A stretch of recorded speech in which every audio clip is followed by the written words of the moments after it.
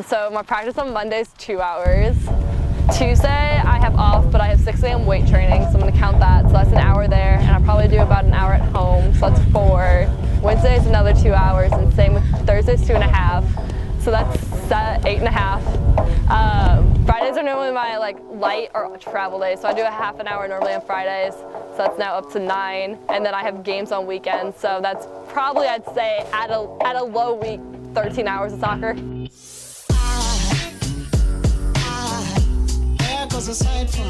You probably would have saw me when I was like a 6-year-old playing soccer. You would think I'd be quitting by age 8. I was pretty awful, but I'm a really competitive person if you ask anyone. So I just started working, and then in 7th grade I switched to the club team that I'm on now. I definitely owe a lot to my parents. They're more than willing to come up here and work with me and practice with me, and so they kind of help push me to make me get to the high level that I can play at.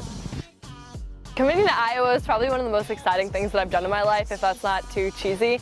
I mean, it's always been my life goal to play college soccer, and now that it's official and I'm doing it, it's kind of surreal to me.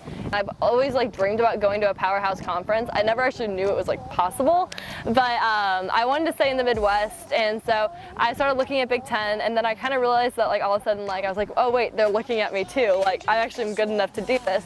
So people are always really confused about why I committed in my sophomore year to college, but for girls soccer, you really don't have a choice, because by the time if you start committing in your late junior and senior year, all the good schools that you want to go to, the spot's already filled.